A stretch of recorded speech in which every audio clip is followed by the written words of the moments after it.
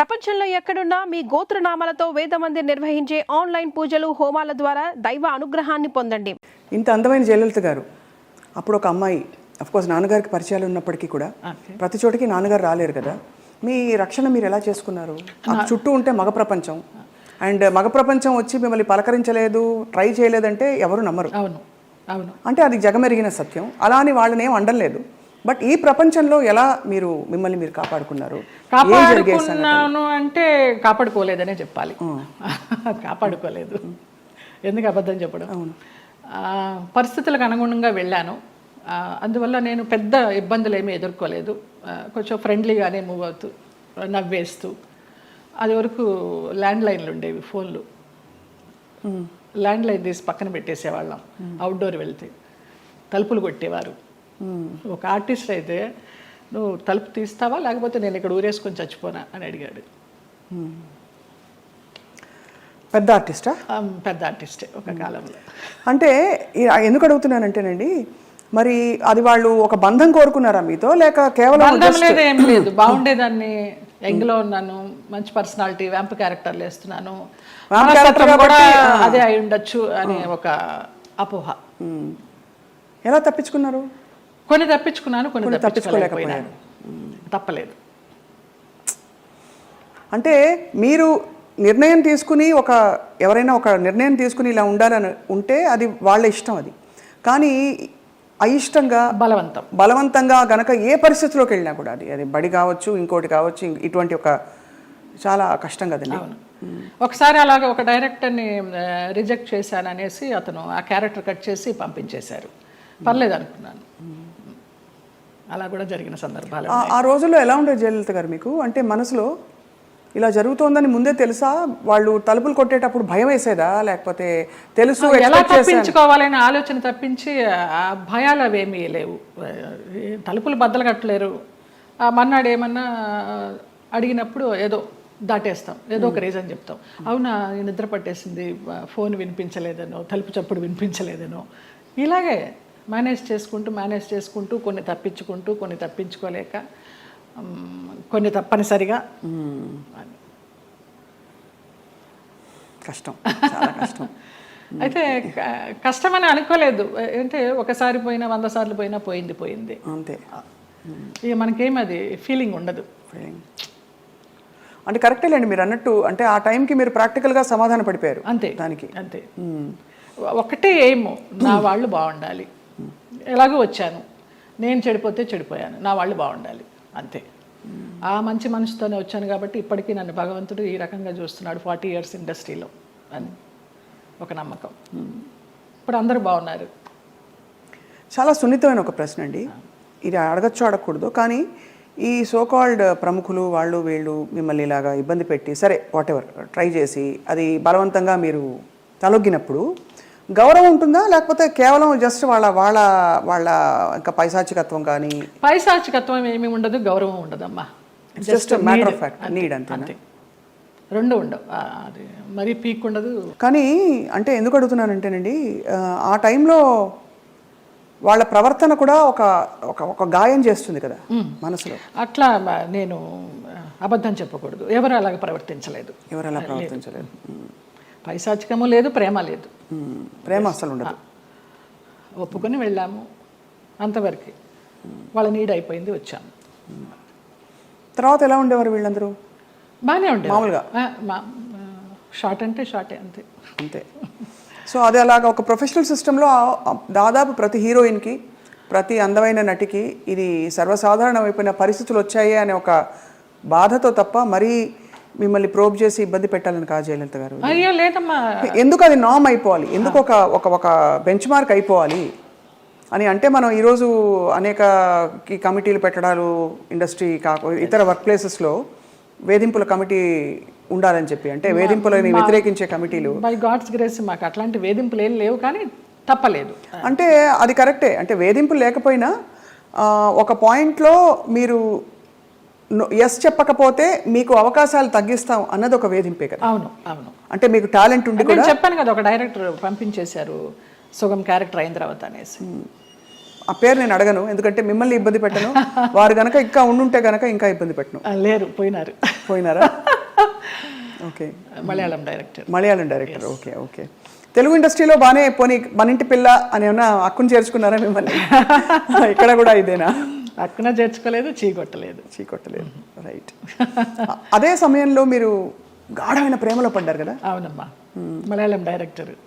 అది కూడా ఎలా పడాల్సి వచ్చిందంటే, నేను డేట్స్ ఇచ్చినప్పుడు నాన్న నాకు తెలియకుండా వేరే క్రాస్ బెల్ట్ మణి అని మన హీరోయిన్ మీనా వాళ్ళ మేనమామ, ఆయన కూడా ఒక కాలంలో ఒక ఈ సి గ్రేడ్ టైప్ ఆఫ్ మూవీస్కి మంచి పెట్టింది పేరు ఆయన. నేను చేసే సినిమాలు కూడా సి గ్రేడ్ సినిమాలే అప్పుడు, బీసీ గ్రేడ్. మీరు అంత ఓపెన్ గా సిగరెట్ సినిమాలు చేశానని చెప్తున్నారు కదా, అది ముచ్చటేసని చూసి ఎంత నిజాయితీగా చెప్తున్నారని చెప్పండి మ్యామ్. ఆ టైంలో నాన్న వాళ్ళకి ఇచ్చారు, నేను వీళ్ళకి ఇచ్చాను. అప్పుడు ఆ లొకేషన్కి వచ్చి ఆయన రౌడీయిజం చేయపోయినారు, క్రాస్ బెల్ట్ మని. అప్పుడు ఇతను, నేను భయపడి ఏడుస్తుంటే నన్ను ఒక రూమ్లో ఉంచి, నీకెందుకు, నేను ఉన్నాను కదా, నేను సమాధానం చెప్పి పంపిస్తాను, వాళ్ళు మాకు చుట్టాలి అన్నట్టుగా అలాగే పంపించేసరికి, అబ్బా నా లైఫ్ని సేవ్ చేసి అతను దొరికాడు అన్నట్టుగా బ్లైండ్గా పడిపోయిన ప్రేమలో. ఆ తర్వాత బ్రహ్మానందం గారి డైలాగ్ లాగా ప్రేమించింది తర్వాత ప్రేమించాల్సి వచ్చింది అన్నట్టుగా కొంచెం కొంచెం తెలుస్తుంది అతని గురించి 7 yearsలో. అయినా కూడా ఏదో మొహమాటంలాగా కమిట్ అయిపోయినాం అన్నట్టుగా చేస్తూ వచ్చాను. అందరూ చెప్తూ వచ్చారు, పెద్ద జెన్యూన్ కాదు, చూసుకో అనేసి. ఇక లాస్ట్గా అతను కూడా బ్లడ్తో లెటర్స్ రాసేసి, ఒక మన ఇప్పుడు ఆ హార్డ్ డ్రింక్స్ అవి తాగుతారు కదా, మన విస్కీ తాగే ఒక బాటిల్ లాంటి దానిలో, అది విస్కీనో మరి బ్రాందీనో తెలియదు, అందులో పాయిజన్ పోసుకుని తాగుతాను, ఇంటి ముందరకు వచ్చేసి చచ్చిపోతానని అంటే, ఇంకా అందరికీ ఇంట్లో వాళ్ళకి ఇష్టం లేకుండానే బలవంతంగా నేనే నగలు కొనుక్కొని, నేనే పెళ్లి బట్టలు కొనుక్కొని, జయకృష్ణ గారు కొనిచ్చారు పెళ్లి బట్టలు. అలాగా కేరళ వెళ్ళిపోయి చోటానికరమ్మ కొచ్చిన్లో, చాలా మహిమగల అమ్మవారు, అక్కడ మ్యారేజ్ చేసుకున్నాం. అప్పుడు ఇంట్లో వాళ్ళందరూ ఇంకా నామకే వస్తే వచ్చి అక్షంతలు వేసి భోంచేసేసి వెళ్ళిపోయారు. కాపురానికి పంపించడానికి ఎవరు నాకు కూడా ఉండడం కానీ ఏమీ లేదు. నా అంతటి నేనే చేసుకుని, నా అంతటి నేనే వెళ్ళి, నా అంతటి నేనే వచ్చా బ్యాక్ టు పెవిలియన్. ఆ టైంలో జయలలిత గారు ఆయనకి మళ్ళీ, అంటే ఆయనకి మొదటి పెళ్ళే కదా, ఆయనకి ఇద్దరికి, అంటే మీకు కాలేదు, వివాహం కాలేదు, బట్ ఆయనకు కూడా ఏమి. అవును. బట్ ఏ ఇబ్బందులు వచ్చాయి మీ ఇద్దరు మధ్య? డబ్బు, వాళ్ళకి అప్పులు ఎక్కువైపోయినాయి, చాలా విపరీతమైన లావిష్నెస్ వాళ్ళకి. నేను మంచి 3 shift చేస్తూ ఉన్నాను ఆ టైంలో. నా నగలన్నీ అమ్మేసుకున్నారో తాకట్టు పెట్టుకున్నారో తెలీదు. సినిమాలకు వచ్చిన డబ్బంతా కూడా వాళ్ళే తీసుకునేవాళ్ళు, అమ్మ నాన్నకి ఇవ్వద్దనేవారు. అమ్మ నాన్న భయపడి పవర్ ఆఫ్ అటర్నిటీ రాయించుకొని, నీకు బిడ్డలు పుట్టిన తర్వాత నేను నీ ఆస్తి నీకు ఇస్తామంటే, ఆ పవర్ ఆఫ్ అటర్నిటీ ఎక్కడికి వెళ్ళి సైన్ చేశావు, అది క్యాన్సిల్ చెయ్యి, బిడ్డను కానీ అంటే, అతనికి తెలియకుండా నేను లేడీ డాక్టర్ దగ్గరికి వెళ్ళి, నాకు బిడ్డలు వద్దు, ఒక 6 months నేను కొంచెం జాగ్రత్తగా ఉండాలనుకుంటున్నానని, అతనికి తెలియకుండా నేను లేడీ డాక్టర్ దగ్గరికి వెళ్ళి ఆ పిల్స్ తీసుకొని వేసుకుంటూ ఆ బిడ్డలు రాకుండా జాగ్రత్త పడ్డా. ఇక తర్వాత 3 monthsకి గొడవలు, 6 months నుంచి కొట్టుళ్ళు, యాసిడ్లు పోస్తాను అనడాలు, గదిలో బంధించడాలు, ఇవన్నీ అయిన తర్వాత ఏడుస్తూ పడుకుని ఉంటే, అతను నన్ను చంపడానికి అంబాసిడర్ కార్లో తీసుకెళ్తున్నాడు. మా ఆయన ఎవరైతే ఉన్నారో ఎక్స్ హస్బెండ్, నిలువెత్తు బాబా.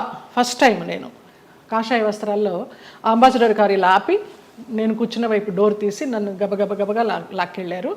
ఆ మన్నాడు పరుచూరు గోపాలకృష్ణ గారు, చలపతిరావు గారు వీళ్ళంతా మన విరుగంబాకం పోలీస్ స్టేషన్కి ఫోన్ చేసి, ఇలాగ మా అమ్మాయి అపాయకరమైన పరిస్థితిలో ఉంది, మీరు వెళ్ళి ఆ అమ్మాయిని బయటికి తీసుకురావాలని చెప్పి అలా ఇంటికి తీసుకొచ్చారు నన్ను. ఆ బాబా సంఘటన అలా జరగడం, ఇక్కడ పరుచూరు గోపాలకృష్ణ గారు, చలపతిరావు గారు ఇలా సహకరించడం అంత యాదృచ్ఛికం. అంటే ఎవరో ఒకళ్ళు భగవంతుడు పంపిస్తాడు అంతే, ఆయన రాడుగా నేరుగా. అంటే మనసు పెట్టి మీరు ఇష్టపడి అన్ని వదులుకుని ఎవరు లేకుండా మీరు వెళ్ళి చేసుకున్న పెద్ద స్టేట్మెంట్స్ ఇచ్చేసి, కళ్యాణం వచ్చినాక ఆగదనేసి అందరూ అనేవారు, దొంగోళ్ళు బట్టి ముఖంలా ఉన్నాడు, ఎలా నచ్చాడు నీకు, ఎలా నమ్మావే అనేసి. అంటే మీకు ఆ టైంలో మీరు గాయపడిన మీకు అదే ఆయనే రక్షణ ఇచ్చాడు. ఎందుకంటే అంత ముందందరూ వచ్చిన వాళ్ళందరూ మీతో మిస్బిహేవ్ చేసిన వాళ్ళు, మీకు ఇబ్బంది పెట్టి మిమ్మల్ని ఏదో ఒకటి రాబట్టారు. సో ఇతను ఏదో ఇస్తారనుకుని మీరు తప్పలేదండి. అంటే నమ్మకపోతే జీవితం ఎందుకండి?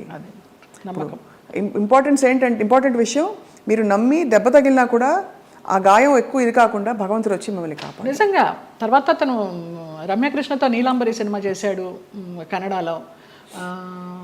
ఇంకేదో మూవీ చేస్తున్నప్పుడు యాక్సిడెంట్ అయ్యి పడిపోతే ఈ నడుము దగ్గర నుంచి చచ్చి పడిపోయింది. చచ్చుబడిపోతే నాకు మళ్ళీ అతను లైన్లోకి వస్తే నేను నెలకి మెడిసిన్స్కి 5,000 రూపాయలు పంపించేదాన్ని అతనికి. జాలి. ఆ, అవసరమా? ఆ, ఏమో తెలీదు, ఇంకా రుణానుబంధం ఉందనుకుంటా అనేసి. చాలా సంవత్సరాలకి అది. ఒక పాప పుట్టింది అతనికి, వేరే పెళ్లి చేసుకుని. ఆ పాపకి ఇప్పుడు లేదు, నేను చాలా ఒక 4-5 ఇయర్స్ అయిపోయింది టచ్ లేకుండా. 13 సంవత్సరాలు ఎప్పుడో దాని పుట్టినరోజు అని అది ఇది అంటే ఇక్కడి నుంచి ఏమైనా పంపించేదాన్ని. ఆ పిల్ల అడిగేదంట, ఎవరు పంపించారు నాన్న అని. బాబా పంపించారమ్మా అనేవాడంట. బాబా గారు భక్తులా మీరు మొదటి నుంచి? నాకు రమాప్రభమ్మ పరిచయం చేసింది బాబా గారిని ధవళేశ్వరంలో, నల్లబాబా. స్వతంత్ర భారతం అని మన నారాయణమూర్తి గారి సినిమాకి వెళ్ళినప్పుడు ఎందుకో గ్యాప్ వచ్చింది, నీకు ఒక బాబాని చూపిస్తారా అనేసి తీసుకెళ్ళారు ధవళేశ్వరం. అప్పుడు చూడడమే, ఆవిడే పరిచయం చేసింది. తర్వాత ఈ పెళ్ళి విడిపోతాను అన్నప్పుడు ఈ ఇన్సిడెంట్. తర్వాత ఇంటికి వచ్చి వారం రోజులు తర్వాత పడుకుని ఏడుస్తుంటే, ఏంటి ఇలాగైపోయింది, బాగుంటాను అనుకున్నాను పెళ్లి చేసుకుని అని ఏడుస్తున్నప్పుడు ధవళ వస్త్రాల్లో నేను ఇలా పడుకుని ఏడుస్తుంటే నా పక్కన కూర్చుని ఆయన ఈ మడికాలు వేసుకొని ఇలాగా చేయి పెడితే నాకు కరెంట్ షాక్ కొట్టినట్టు అయిపోయింది. ఏం పర్లేదు, నేను ఉన్నాను, ఏడవకనేసి. ఆ 2 సార్లే కనిపించారు. తర్వాత 4 హారతులు చేసేదాన్ని ఇంట్లో, ఇంకెప్పుడు కనిపించలేదు నాకు ఆయన.